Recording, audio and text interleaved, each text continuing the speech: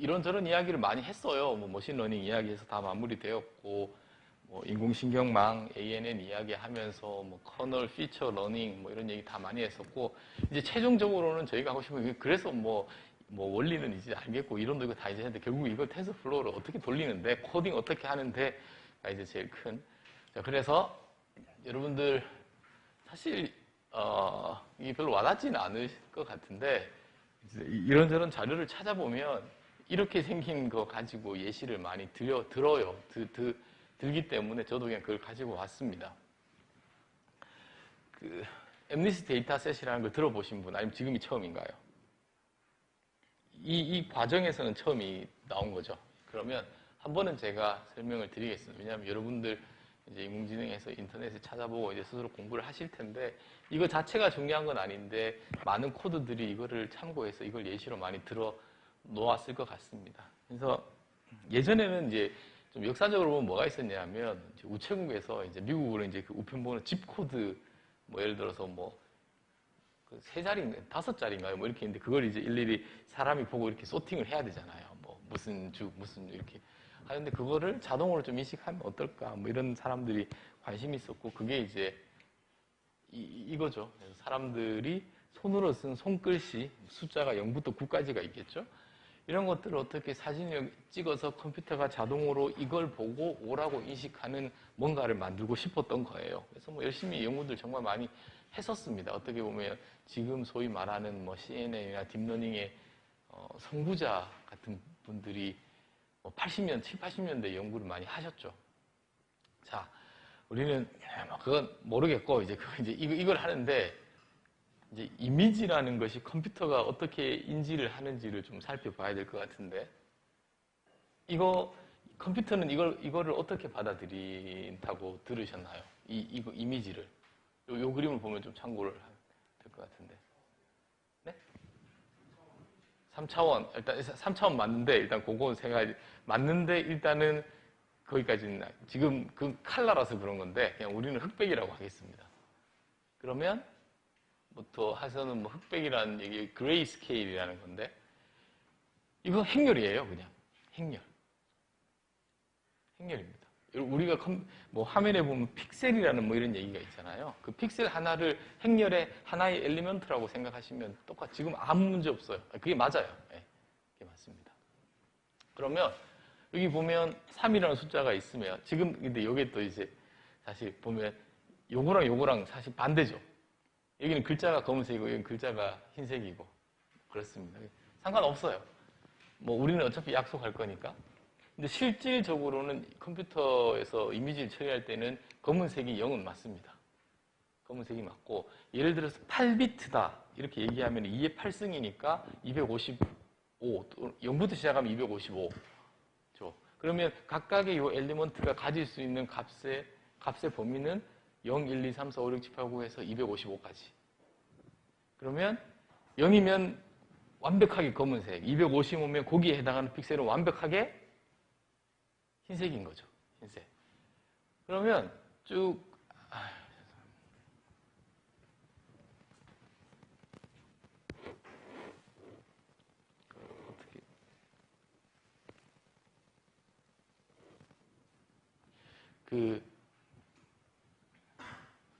예.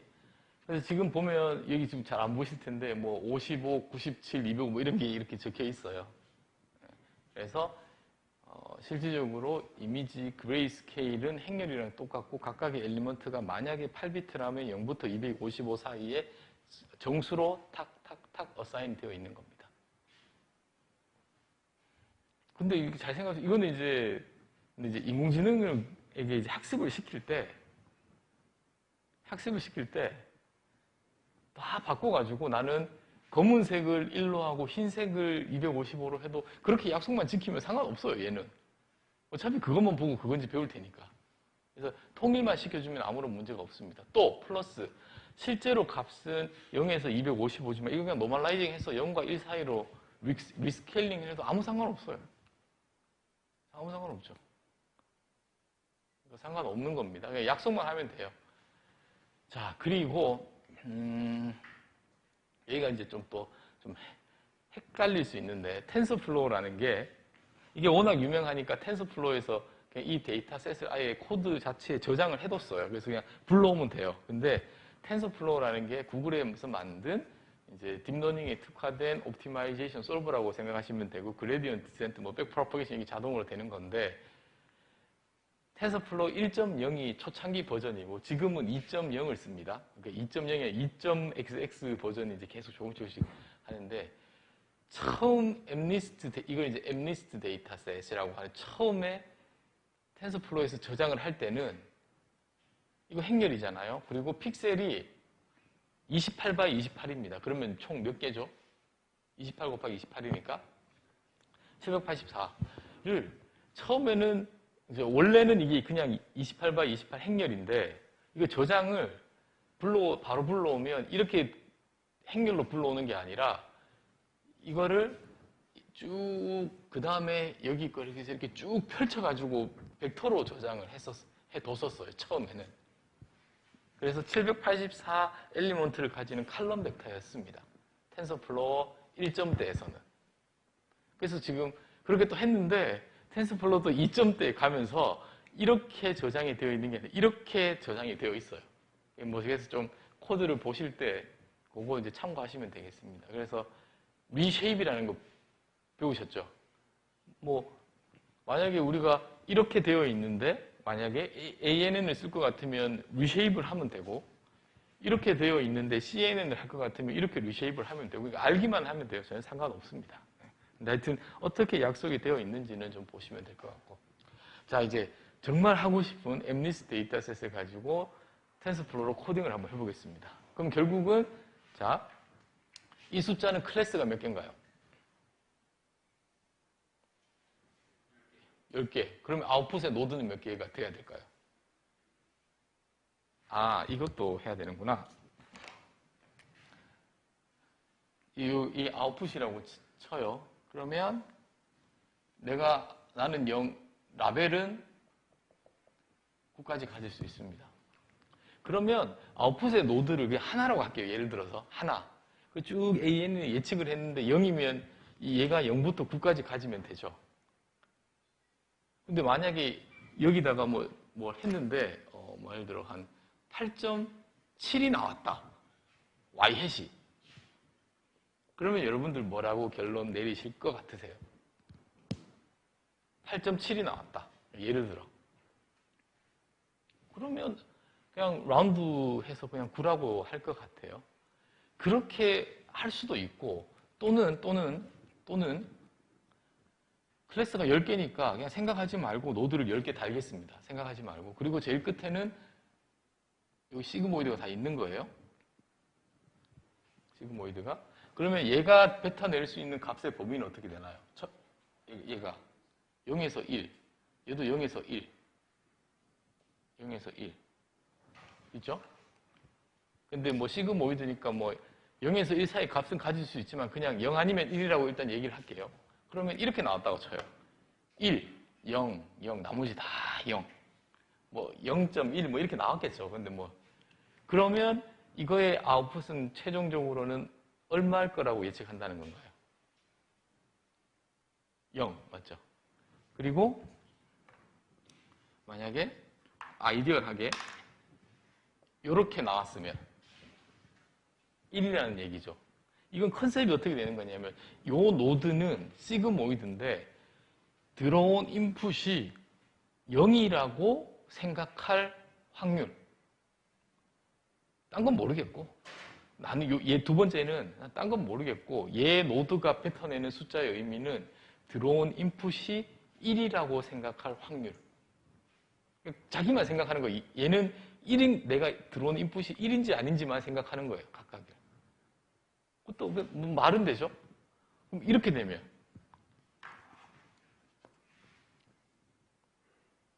얘가 0.6 그 다음 뭐 세 번째가 예를 들어 0.8 이걸 다 더해서 1이 될 필요가 있나요?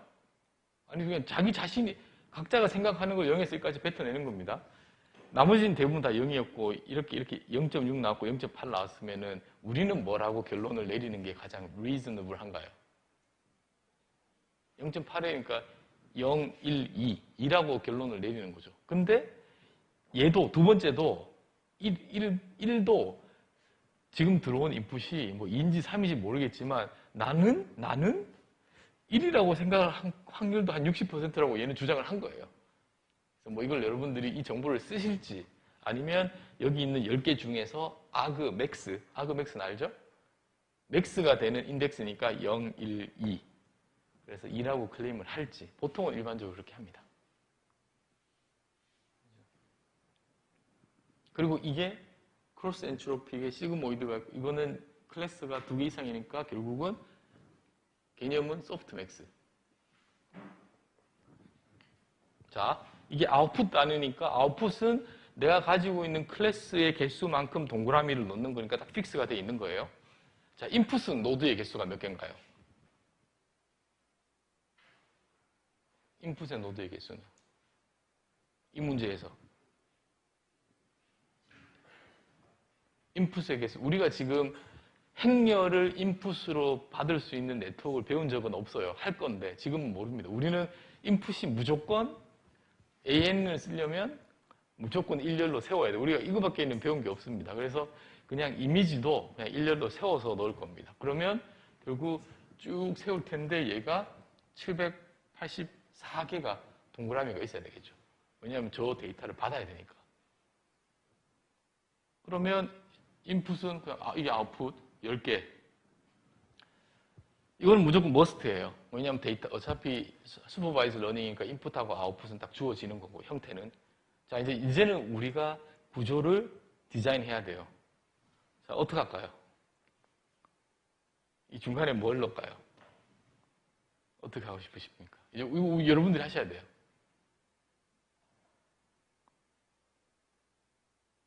자 그럼 이제 뭘 이렇게 넣어야 될 텐데 뭐 없는 건 좀 그렇고 제일 심플한 게 레이어가 몇 개일 때인가요? 히든 레이어가 몇 개일 때인가요? 한 개. 하나만 넣어보죠. 뭐 일단 지금 우리는 성능을 좋기를 바라는 게 아니라 구현을 하는 걸 목표로 하고 있으니까. 요 개수 몇 개 할까요? 여기 요 개수. 노드의 개수. 여기 한 784, 그 다음 10개. 여기는 그냥 대충 몇 개 하면 될까요? 아니, 정답이 있는 거 아니에요. 정답이 있는 게 아니고 그냥 뭐 10개 하면 그렇고 저도 지금 코드가 어떻게 되는지 모르는데 한 500개쯤 하면 뭐 500개, 300개 뭐 이 정도 해서 하면 되겠지라고 생각하고 그냥 코딩하고 돌리는 거예요. 그 결과를 보고 얘를 어떻게 할지 레이어를 더 넣어야 될지 뭐 그걸 결정하는 겁니다. 자 그럼 코드를 볼게요. 100개를 코딩은 저기 500개라고 했는데 100개. 지금 100개가 옵티멀하다는 뜻이 아니라 그냥 이 예시에서는 100개를 그냥 해봤다는 뜻이에요. 그러니까 이 네트워크는 이제 우리가 손으로 그린 거고 이제 해야 될 것은 이 네트워크의 구조를 텐서플로우가 알아들을 수 있게 이야기를 해줘야겠죠? 그 다음에 텐서플로우가 열심히 일을 해야 되는 것은 여기에 있는 오메가와 바이어스를 찾는 작업은 텐서플로우가 해줘야 돼요. 됐고, 자, 이게 코드 답니다. 이 코드 다예요.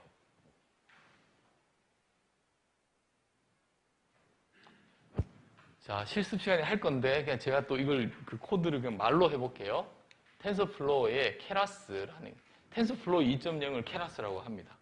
뭐, 여러분들 뭐, 좀 관심 있으신 분들은 뭐, 텐서플로우가 있고, 그 위에 케라스, 뭐, 파이토치, 뭐, 이런 이야기 들어보셨을 거예요. 그래서 파이토치로 하셔도 상관없고, 케라스로 하셔도 전혀 상관없습니다. 근데 저는 케라스로 가지고 왔어요. 이유는 케라스가 좋아서가 아니라, 케라스가 저 같은 초보자가 읽기에 가독성이 좋아요. 그 말고는 아무 이유 없습니다. 저희 연구실의 학생들도 파이토치로 연구를 하는 친구도 있고 케라스로 연구하는 친구도 있어요. 그리고 제가 알기로는 여기 여러분들 저 이제 뒤쪽에 그 컴퓨터 비전은 파이토치로 강의를 하시는 걸로 알고 있습니다. 그래서 그건 제가 볼 땐 크게 중요한 것 같지는 않아요. 근데 저도 그걸 겪었지만 처음 할 때는 사실 그게 어렵죠. 그게 허들이죠. 자, 케라스의 데이터셋에 엠니스트 데이터셋을 가지고 와서 그냥 엠니스트라는 변수에 저장을 했습니다. 이게 이제 데이터를 불러온 거예요. 엠니스트 데이터셋을.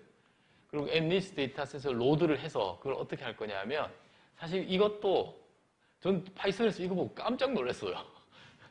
뭐 이런 엉터리 같은 말도 안 되는 우리 보통 이렇게 하면 train x는 엠니스트 로드해서 그것만 불러오고 이렇게 4번 불러와야 될 것 같은데 이렇게 하니까 지가 알아서 탁탁탁탁 다 집어넣나 봐요. 저는 이제 이 뭐 코딩이나 뭐 이런 언어의 전문가는 아니니까 근데 제가 봐도 이건 진짜 근본이 없는 애 같아요. 근본이 없어. 근데 뭐 편하잖아요. 그리고 그러니까 편한 거죠. 그럼 이제 자 항상 그랬지만 트레이닝과 테스트를 스플릿 해야 된다고 했고 이렇게 가지고 온 거예요. 그리고 슈퍼바이즈 러닝이니까 X, Y 트레이닝에 해당하는 테스트에 해당하는 X, Y가 지금 다 준비가 된 겁니다. 여러분들을 실제로 할 때는 여러분들의 데이터가 여기까지 준비가 돼야겠죠. 자, 그리고 나서 실제 데이터는 보니까 요런 게 있다는 거는 나누기 255를 해줬다는 것은 원래는 0부터 250 사이에 있나 보죠. 근데 이걸 하면 이제 값들이 0에서 1 사이로 노멀라이징이 되겠죠. 이 스텝은 안 해도 아무런 상관없습니다. 왜냐하면 여기서 인풋이 255만큼 크면 학습 때 오메가가 255보다 작으면 되잖아요. 나누기 250 하면 되고 똑같은 거예요. 아무 문제 없습니다. 그냥 이렇게 한 거예요. 한 이유는 뭔지는 모르겠는데 다시 그 시그모이드가 있으니까 다 그냥 값들을 다 0에서 1 사이로 해주고 그냥 다 그렇게 했던 것 같아요. 자, 그리고 이 부분이 뭐냐 하면 요 말은 전혀 신경 쓰지 마시고 시퀀셜이라는 건 뭐냐 하면 어차피 지금 네트워크를 내가 하나 이렇게 붙일 거잖아요. 그래서 여기 있는 거고 뭘 하냐면 처음에 자, 케라스는 텐서플로우 2.0 버전이라고 했으니까 다시 돌아가서 엠니스트 데이터셋이 그냥 불러오면 이렇게 온다는 건가요? 이렇게 온다는 건가요? 처음 불러오면. 아니요. 1.0은 이렇게, 지금 2.0이니까 이렇게 불러와지는 거예요. 그래서 얘를 다시 리쉐이핑을 해서 일자로 만들어야 됩니다. 그래서 그 보면은 그 과정이 인풋을 받는데 인풋의 쉐입은 28,28이에요. 인풋이. 근데 그걸 어떻게 하겠다? 리쉐이핑을 하는데 커맨드가 있어요. 플래트닝 해라. 일자로 만들어라. 했죠? 그걸 가지고 그래서 여기까지 온 거예요. 처음에. 그 다음에 요 레이어가 들어와야 되죠. 레이어 몇 개죠? 레이어의 노드 100개. 또 그 다음에 시퀀셜하게 하면 여기는 아웃풋이니까 10개. 그리고 여기마다 런닝이나 액티베이션 펑션을 디파인을 해줘야 되는데 제일 마지막은 당연히 소프트맥스겠죠. 당연히. 얘는 소프트맥스예요. 여기는 제가 시그모이드를 해도 되고 뭐 탄젠트 하이퍼볼릭을 해도 되고 렐루를 해도 뭐도 상관없습니다. 근데 저는 그냥 렐루를 했어요. 렐루라는 게 이렇게 생기네. 걔도 좀 할 얘기가 있는데 뭐 그렇게까지는 저는 안 다루겠습니다. 그래서 여기는 액티베이션 펑션을 그냥 원하는 걸 여러분들이 세팅을 하시면 돼요. 여러분들이 제가 이제 이렇게 코드를 제공해 드리니까 이렇게 생각할 수 있을 것 같아요. 액티베이션 펑션이 바뀌면은 결과가 어떻게 바뀔까? 궁금하죠? 그럼 어떻게 하면 되나요? 여기 실습할 때 바꿔서 돌려보면 됩니다. 그게 정답이에요. 그리고 여기서 댄스라는 이야기는 우리가 알고 있는 이런 네트워크를 여기서는 그냥 댄스하다고 해요. 그냥 댄스 네트워크. 이게 댄스입니다. 그냥 말을 그렇게 써요. 뭐 거기 너무 거부 반응을 우리가 그냥 저기서 댄스라고 하니까 우리가 댄스. 자, 요 과정이 제가 말로 하면은 뭔가요? 내가 디자인한 스트럭처를 텐서플로우가 이제 알아들은 거예요. 알아듣게 제가 이야기를 해서 가르쳐 준 겁니다. 나는 이런 구조를 짰어. 다 했어요, 이제. 이제는 텐서플로어에게 일을 시킬 일만 남았습니다. 자, 결국은 뭔가요? 옵티마이제이션 해야 되겠죠? 옵티마이제이션 하는데, 우리 배운 옵티마이제이션은 뭐가 있나요? 그레디언트 디센트를 여기다 쓰면 돼요. 근데 그거 말고 뭐 조금 거기에 변형되는 것들이 많이 있다고 했잖아요. 많이 있습니다. 그래서 여기 뭐 구글링 하거나 보면 여기 뭐 이렇게 쫙 나와요. 그 중에 뭐 어드밴스드 한 거를 뭐 그냥 이름 좋아 보이는 걸 쓰면 됩니다.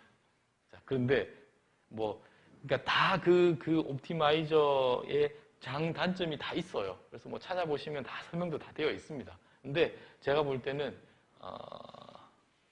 그냥 여기 나와 있는 이걸 애덤 옵티마이저라고 하는데 그냥 이거 쓰면 돼요.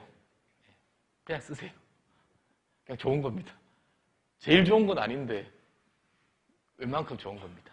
근데 그냥 여기에 뼈대는 그레디언트 디센트다. 근데 그레디언트 디센트의 좀 아쉬운 점이 뭐였죠? 뭐 시간에 따라서 뭐 알파의 값이 뭐 좀 줄었으면 좋겠고 그 디멘전마다의 좀 알파 값이 달랐으면 뭐 그런 얘기들이 다 여기에 이제 구현이 되어 있다고 보시면 되겠습니다.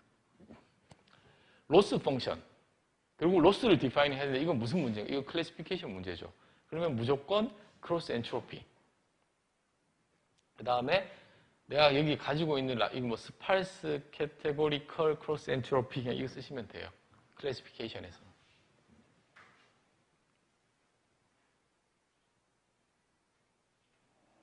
그 다음 내가 알고 싶어하는 최종 매트릭은 여러분들 이렇게 하면은 최종적으로 알고 싶은 게 뭔가요? 액큐러시가 궁금하겠죠. 100개 넣었을 때 몇 개 맞추는지 테스트 데이터셋에서. 그래서 관심 있는 매트릭은 액큐러시고 옵티마이저는 애덤을 쓰는데 옵티마이저의 오브젝티브 펑션 또는 로스 펑션은 크로스 엔트로피고 내가 최종적으로 관심 있는 것은 테스트 데이터셋이 들어갔을 때 액큐러시가 얼마인지 100개 중에 몇 개 맞췄는지 가 이제 요 일을 해라 알려준 거예요. 이제 해라. 아직 한 건 아니에요. 이거 해야 돼. 요런 거 써서 해는 언젠가요? 모델 다 fit. 이거 어디서 보셨나요? 사이클론도 항상 보면 다 모델 다 fit이잖아요. 다 통일한 거예요.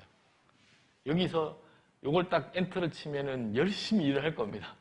열심히 오메가를 업데이트 시킬 거예요. 열심히. 그래서 트레인 X 놓고 트레인 Y 놓고 뭐 F옥은 의미는 여기서는 모르셔도 상관없습니다. 자, 요걸 딱 엔터를 치면 오프라인에서 주어진 데이터, 트레이닝 데이터셋으로 열심히 모델을 디벨롭 하는 거죠. 학습을 하는 거죠. 트레이닝을 하는 거죠. 러닝을 하는 거죠. 요게 다 끝이 나면 모델이 만들어진 거예요. 이 구조에 오메가가 다 무슨 값들이 다 정해진 겁니다. 그럼 내가 하고 싶은 게 뭐냐면 테스트 데이터셋을 넣었을 때의 모델의 액큐러시를 알려줘. 그러면 보통 뭐 테스트 액큐러시가 뭐 예를 들어 98%다 이렇게 나올 거예요. 여러분들은 실시간으로 한다고 하면 데이터 한 개 들어오고 아니죠. 그건 이밸류에이션이 아니죠. 그건 하여튼 요거는 테스트 데이터 트레이닝에 사용되지 않은 테스트 데이터셋으로 정답지도 알고 있고 그래야지 액큐러시를 이밸류에 타죠. 그리고 이제 실시간으로 하나가 들어왔다고 하면 업데이트가 안 돼 있나요? 모델 다 프리딕트를 하면 되는데 요거는 바꾸겠습니다. 그러니까 새로운 게 들어오면 프리딕트를 하면 되죠. 새로운 게 들어오면. 새로운 테스트 이미지 이런 게 들어왔다. 그럼 프리딕트를 하면 그 결과를 보면 이게 들어왔어요. 그러면 클래스는 0, 1, 9까지 있고 각각의 노드의 숫자들이 시그모이드 씌워진 게 있을 때 그걸 플롯을 해보면 뭐 대부분 다 0, 0, 0, 0이고 지금 보면 얘가 생각하기에 3에 해당하는 노드가 자기는 저게 3일 것 같다고 한 75% 확신을 가지는 거고 4에 해당하는 놈은 나는 저걸 보고 나는 한 20%로 난 저걸 4라고 생각해. 그리고 7, 7에 해당하는 노드는 나는 한 6, 7%로 저거를 7이라고 생각해라고 하는 거예요.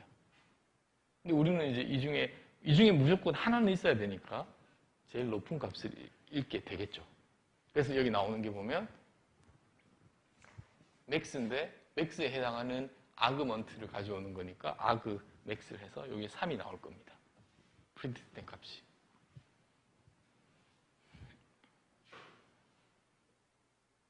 이게 다예요. 코드적으로는.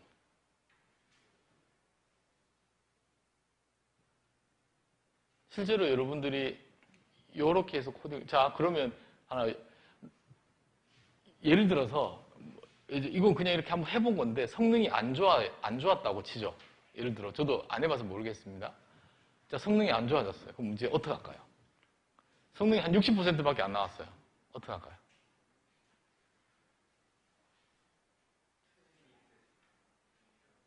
일단 데이터셋은, 그러니까 우리 같은 경우에는 데이터셋을 더, 근데 여기는 이제 충분히, 여기 거 쓰는 거니까 그냥 충분히 많다고 치고, 레이어를? 뭐 그냥 레이어가 적어서 성능이 안 나오는지 많아서 성능이 안 나오는지는 모르겠지만, 뭐 하나 더 넣어보죠. 그러면 예를 들어 여기에 하나 더 넣었다고 칠게요. 그럼 여기 코드상에 어디에 집어넣어야 되나요? 댄스의 100에다가 요 사이에 넣죠. 그리고 뭐 레이어를 한 몇 개쯤 한번 해보면 될까요? 저도 모르겠어요. 뭐 50개. 그럼 요거 카피 앤 페이스트 해서 요거 50개 하고 또 돌려보는 거예요. 성능 좋으면 거기서 스탑하면 되고 성능이 안 좋으면 또 이제 머리를 써봐야죠. 뭐가 문제지? 이렇게. 그냥 이것저것 해보는 겁니다. 이것저것.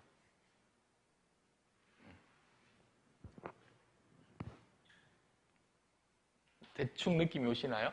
제가 말했던 뭐 여기에 이거는 뭐 직선이고 넌리니어 매핑이고 그런 거 생각하는 거 아니에요. 그러니까 그게 맞는데 그렇게 생각해서 코딩을 하진 않습니다. 구조를 짜지는 않아요, 일반적으로.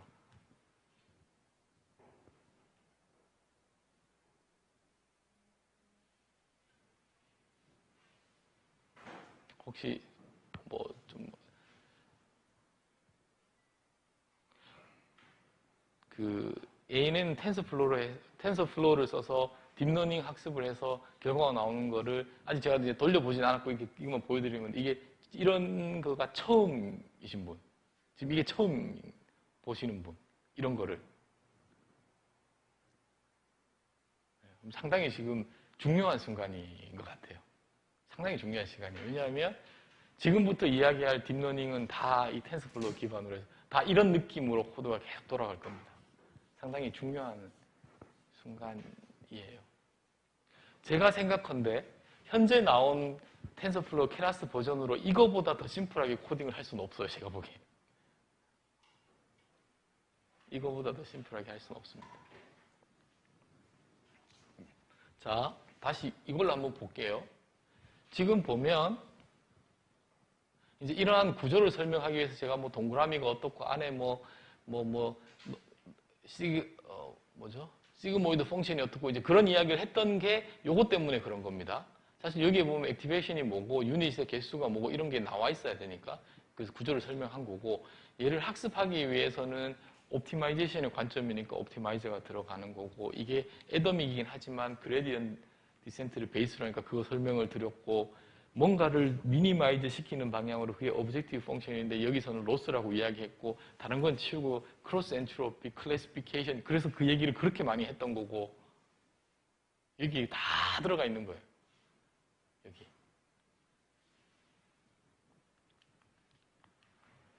자, 한번 보죠. 그래서 ANN도 끝이 났습니다.